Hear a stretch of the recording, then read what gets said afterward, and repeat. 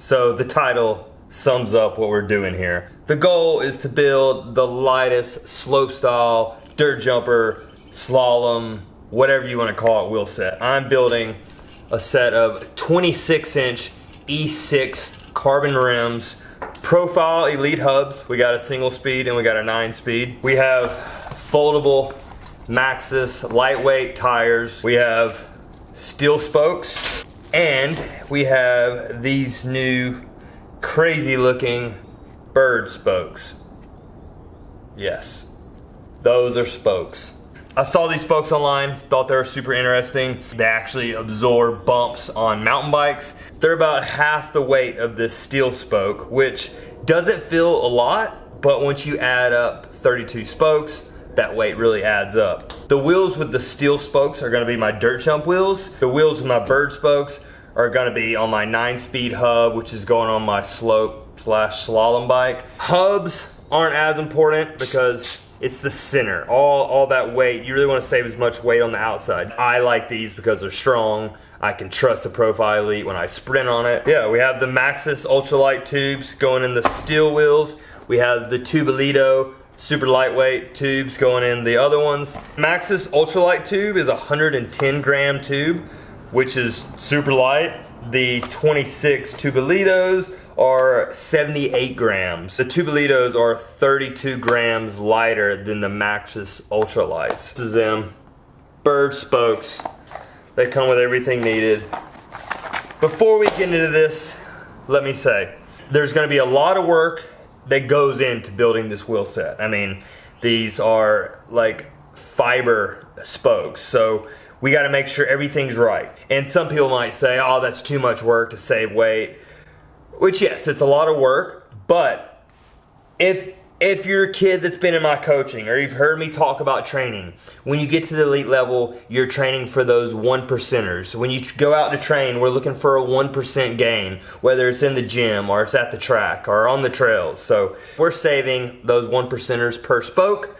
Those little 1%s are gonna add up. So it might not be a massive difference, but when you come down to photo finishes or cross-country guys doing long trail rides, that all those little numbers add up. The time and the investment could be very beneficial for you. I'm testing them on a 26 dirt jump style, and the goal is to get 20-inch spokes down the road. So this is a good way to ease myself into it. Let's get into it.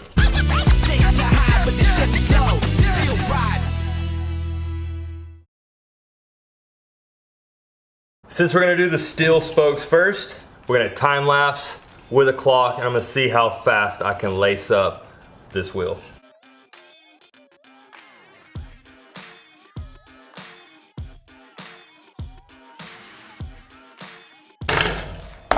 And time. Oh, 17 minutes. Damn it. That's actually longer than. And you watch the whole thing. Pretty damn straight. Just because I'm curious, let's see what the raw wheel weighs. 2 pounds, 2.8 ounces. For you guys who work in who works in kilos, 1.21 kilos. Now the real work begins. Look at each one of these spokes. So this is the part that pulls in the hub. We're gonna do 250 millimeters spokes on the drive side of a Profile Elite 9-speed, and on the non-drive side, we're doing a 254 millimeter spoke. So Berd supplied me with everything needed to build these wheels. We have our nipples.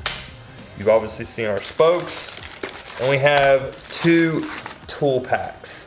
There's these little Dremel tools in here.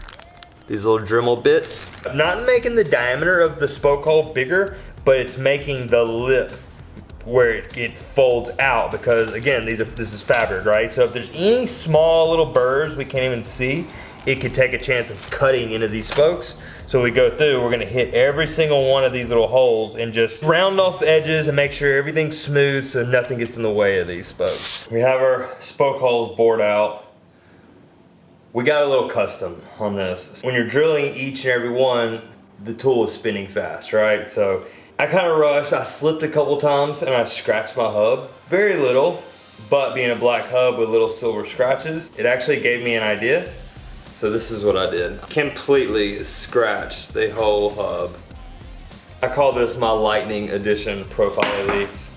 We have a tool with a hook to pull the spoke through. Then we have a tool for holding the spoke and nipple. So we're gonna lace this up like a traditional hub, but instead of dropping the spokes through like we normally would, we have to actually work backwards. So we're gonna use our little wire, put the wire through the loop of the spoke. On the opposite end, this would be on a traditional spoke, this is where the little hook would be. Do that, then we pull it through. We have the loop of the spoke through the hole. Then we're gonna take one of these little bitty pieces. I'm gonna put it in the loop. This is gonna be a time-consuming project. So, there we go. We have one spoke in here. So you saw the process on that. We're gonna time lapse it and I'm gonna run through and put all these in. After putting these on, I think I'm gonna go ahead and do the whole hub, because once you start getting in there and tighten it to the rim, I feel like it's just gonna be a lot harder to get in there. Here we have it. All the spokes are in. So it calls for a little tool that has like a head on it that can hold the nipple. I don't have that tool. So what I'm using is just an old spoke, screw it in the back of the nipple, like that. And then that way you can use it, because carbon rims are deep, so that way you can fit it through there without losing the nipple inside the rim. The first half, you don't need the extra spoke extension. Once the spokes start to get shorter like this, you need it. Now for the 3-cross. Spokes are definitely getting tight.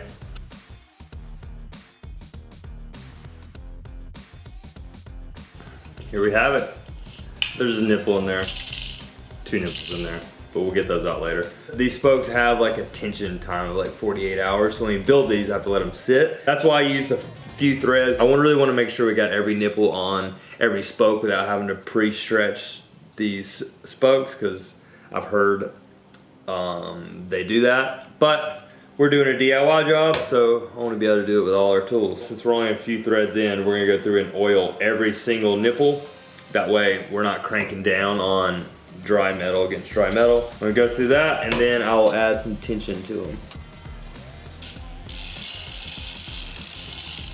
So what I'm gonna do is, since these nipples aren't your traditional nipple where the spoke comes out the back, they have that head on it, so we can't use that flathead tool that I have. So what I'm gonna do is I'm gonna tension it all the way till the nipple goes to the very last thread on the spoke. That way we know all the tension's staying consistent all the way around. We did it. We're all tight. We have to just let these sit for 48 hours, let them stretch, build that front wheel, and we'll get back to it in 48 hours. All right guys, we're back. Wheels are laced up. It's been 72 hours. I'm not sure how loose they're meant to feel, but that's after they've had some stretching. Hopefully did that right. So what I'm gonna do now is go through, re-tension everything, throw a tube and tire on it, and then I guess we'll get them mounted up. Here's a little tip that I did if you guys go through this process.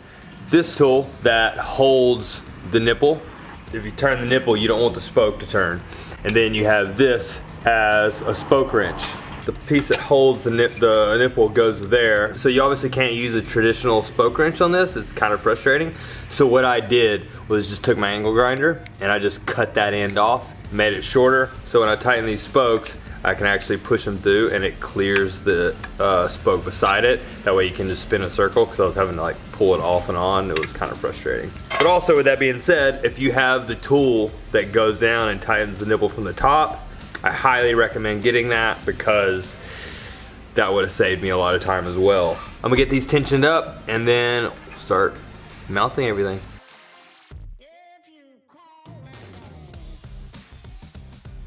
So these are at tension.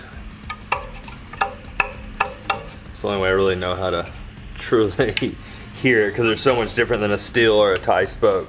So I've built plenty of steel and tie spoke wheels in my day. So it's obviously the first time I've done it with this.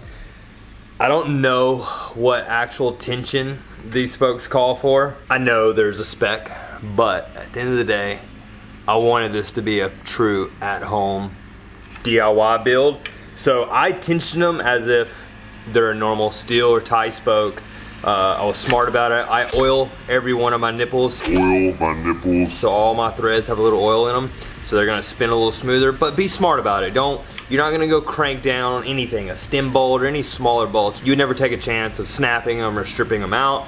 So I know it's hard to say go off feel, because I've been going off feel for many years, so I know what it feels like. But just be smart about it. If it feels like you're having to force it, these are tiny little nipples. You shouldn't have to force it. So just give it a good snug, feel it, and go from there, because these feel pretty solid to me. But since we're about to do the tubes and the tires, when you get the tubes and tires at whatever PSI you're using, it puts a lot of pressure on the rim, so it can knock these out of true. I haven't even put these in a true and stand. I tighten the nipples down to the very last thread, and then I did 2 revolutions around. So without a true and stand, that's pretty damn good. I start at the valve hole, I skip 2. That way it's like drive side, non-drive side, back and forth. And what you're doing there, you're distributing the tension pretty evenly across the wheel. If you go every individual spoke, by the time you get halfway around, that whole side of the wheel is way tighter than the other side. So skip 2, go all the way around. You'll do 3 passes around the wheel, and then all of them should tighten pretty evenly, and you get a result like I just showed you. I'm probably not even gonna put these in the true and stand. I'm gonna mount these up and put them straight on the bike, because they're pretty straight, and I can fine tune it once it's on the bike. Tubes, we said it before. We're gonna go with the Tubelitos. By far the lightest tubes on the market right now. 78 grams for the mountain bike 26-inch tube. Let's give a little shout out to Tubelito for hooking this up. It's not your traditional rubber. It's a transparent plastic.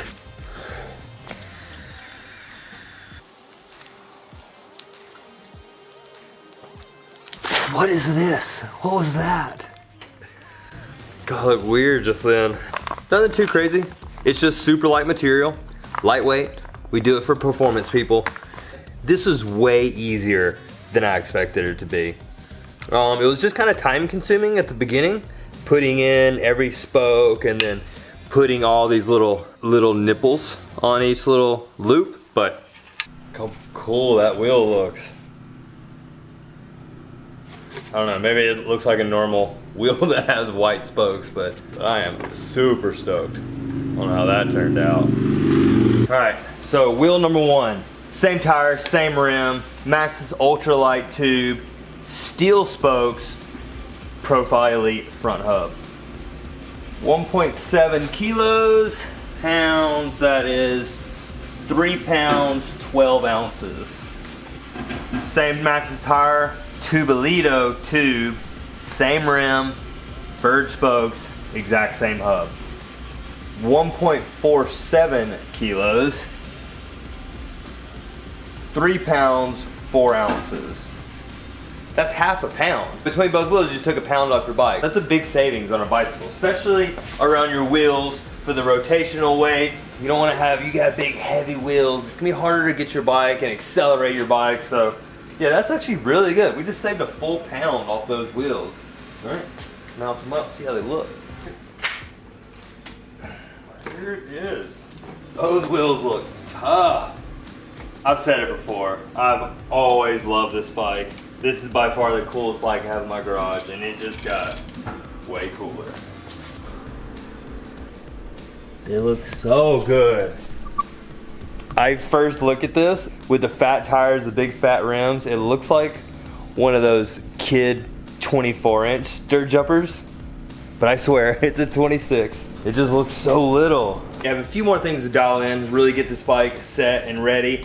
I'm also in the middle of a rebuild on the jumps, so I'm not gonna ride it in this video yet, but That's only because I don't want to give you guys a quick review. I'm going to finish rebuilding my slope jumps. I'm going to give these wheels a true month of abuse, really get some like good seat time in them, and really kind of try to stress them out and see what I can do. You know, I'm going to start out just riding with them, but the biggest thing is going to be when I hit like my small slalom turns, see how much flex there is, or say 360 in off a lip.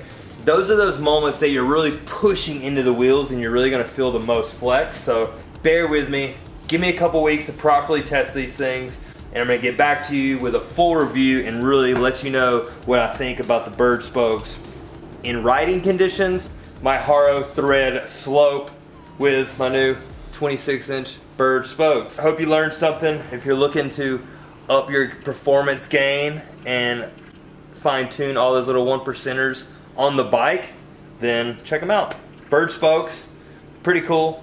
They're different. You're not going to see them on the trails every day, so if you do notice them, now you know what they are. Until next time, we want to see the review. Make sure you like this video, subscribe as well, so as soon as I put that review out, you're notified. Until next time, see you guys then.